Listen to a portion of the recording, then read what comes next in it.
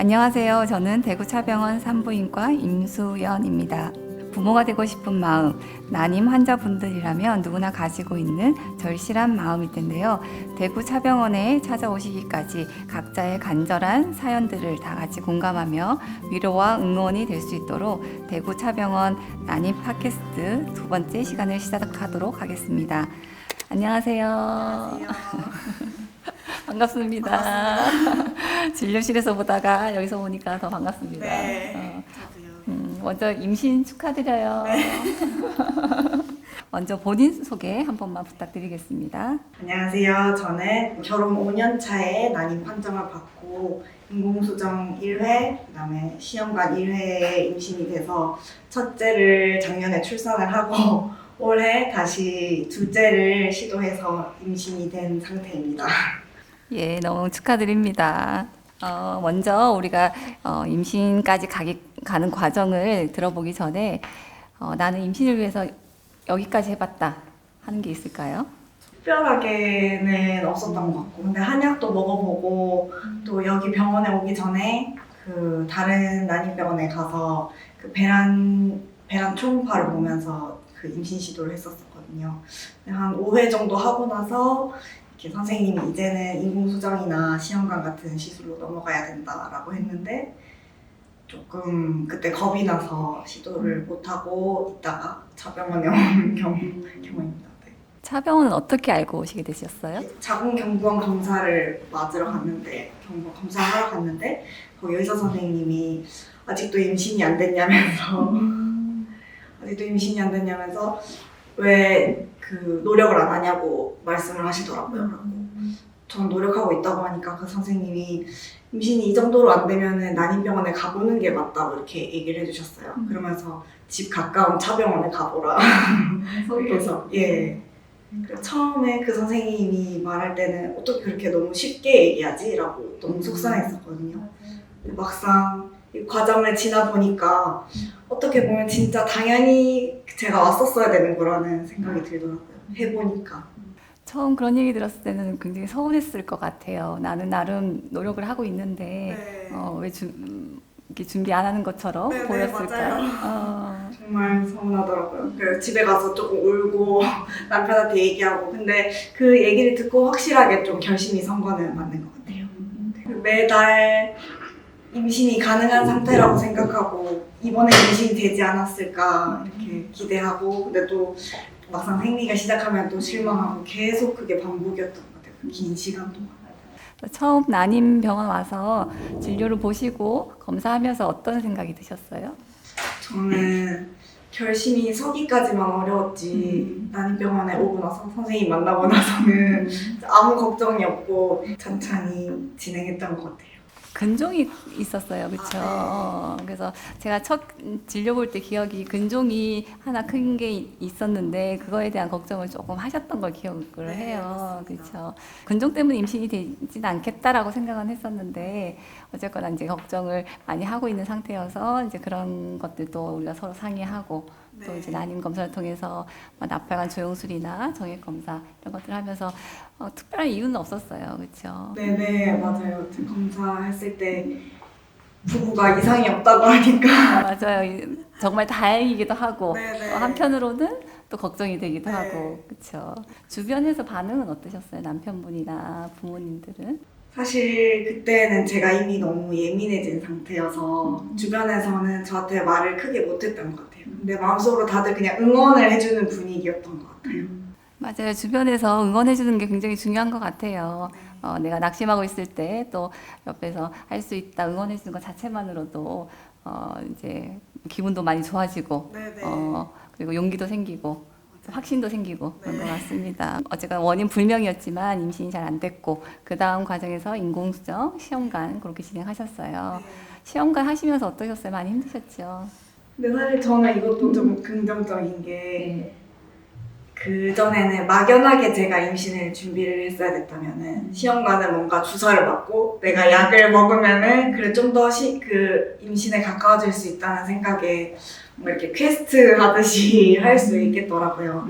근데 처음에 인공수정이 안 됐을 때는 그 내가 뭔가 노력한 게 있기 때문에 그 실망감이 더 컸던 것 같아요. 처음에. 네. 인공수정 때가 더 상실감이 크셨구나. 네네. 그래서 이제 시험관을 전환하는데 더 많은 힘이 실어졌을 수 네네, 있을 것 맞아요. 같아요. 그렇죠. 맞아요. 그때 하셨던 말씀 기억나요. 인공수정 할 때 손잡아줘서 너무 따뜻했다라고 그때 맞아요. 말씀하셨는데 그때 잘 됐으면 좋았을 텐데 어쨌거나 시험관까지 가서 네. 그래도 다행히 1차에 임신이 됐었죠. 우리 네, 그래서 선생님은 보면 눈물이 나요. 또 이렇게 분만까지 하셨고 네. 그렇죠. 그리고 또 지금 둘째도 우리 어떻게 임신이 됐죠? 제가 얘기할 수도 있지만 직접 얘기 한번 해주세요. 둘째는 처음에 조금 생각이 고민이 들었던 게 보통 처음에 시험관으로 임신을 하고 나면은 자연 임신으로도 잘 된다는 말이 있더라고요. 자연 임신 시도를 그래도 해보는 게 맞지 않나? 이런 생각도 들더라고요. 이게 뭔가 시험관은 노력을 안 하는 것 같다는 생각이 들고 그런 인식이 저한테도 아직까지 조금 있나 봐요. 그러니까 자연 임신을 시도하지 않고 왜 시험관을 하냐 이런 얘기를 누군가가 할 것 같은 생각? 저장된 배아가 있으니까 엄청 쉽게 그러니까 빠른 시간에 그렇죠. 맞아. 네, 맞아요. 힘듦이 조금 달랐습니다. 처음 그 남자 채취할 때랑. 맞아요. 첫 아기 때는 처음부터 과배란 시작하고 또 난자를 채취하고 또 수정을 시켜서 또 배양시킨 다음에 잠깐 동결했다가 동결 이식 배아를 이제 녹여서 이식까지 해서 이제 임신이 되신 거고 이제 그리고 다행히 근종이 큰 게 있었는데 자연분만을 하고 오셨더라고요. 아, 제왕절개 안 하고. 원래 그것도 어려운 거군요. 크면 보통은 제왕절개를 고려하는 경우도 많은데 다행히 그래도 자연분만을 잘 하고 오셔서 얼마나 제가 기뻤는지 모릅니다. 그 뭐지, 처음에 병원에 왔을 때 선생님이 좋았던 게 이런 거 얘기하는 거 좋았던 게 일단 제가 근종이 있는 거는 그 전에부터 알고는 있었어요. 산부인과 가면 항상 근종이 있다고 얘기를 하는데 그 크기가 뭐 어떻다 크기만 얘기를 해주지 이게 임신에 어떤 영향을 미친다 뭐 어떤 위치에 있어서 어떻게 된다라고는 선생님이 분명하게 얘기해 주시더라고요. 그래서 너무 속이 시원했고 신뢰가 더 갔던 것 같아요. 임신되고 나서는 이렇게 초음파 봐주실 때마다 진짜 선생님 애기처럼 봐주시는 거예요. 맞아요. 저는 볼 때마다 새롭고 너무 싶어요. 정말 그 아무것도 안 보이는 것 같은데 정말 귀엽다고 해주시고 그래서 더 좋았어요. 그러셨구나. 근데 저는 그냥 하는 건데 환자분들께서 그렇게 좋게 봐주시고 또 같이 기뻐하시면 너무 감사한 것 같아요.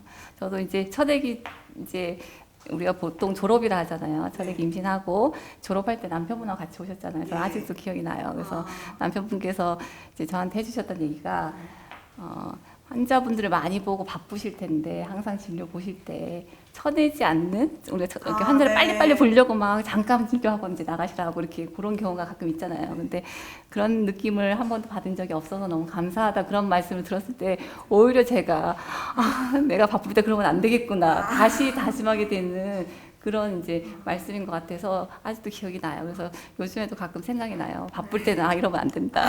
좀 더 환자를 열심히 봐야 된다. 설명을 하나라도 더 해드려야 된다.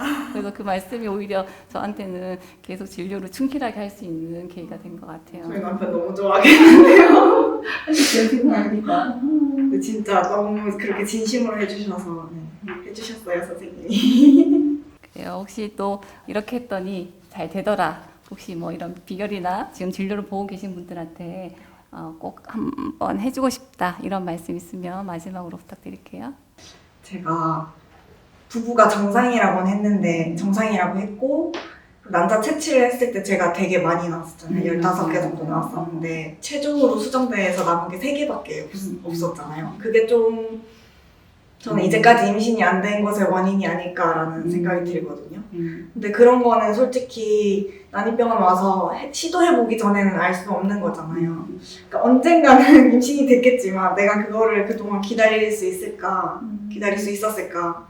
병원에 진짜 왔더라면은 예쁜 아기와 더 좋은 시간을 많이 보냈을 텐데라는 생각을 많이 했습니다. 시험관 하시는 분한테는 가장 큰 힘이 될 수도 있을 것 같아요. 맞아요. 우리가 배 안에서 어떤 일이 일어나는지 알 수가 없기 때문에 정말 수정이 잘 되고 있는 건지 좋은 배아가 잘 만들어져서 임신까지 자연 임신으로 가능한 건지 알 수 없는 상황에서 시험관에서 직접 들여다봤더니 배아가 뭐 15개의 난자가 나왔지만 실제로 살아남은 배아는 3개밖에 없더라. 그러면 그게 역으로 어떻게 보면 이때까지 임신이 안 됐던 원인이었고 그 3개 잘 만들어진 애기로 지금 첫째, 둘째까지 만든 거잖아요. 그렇죠?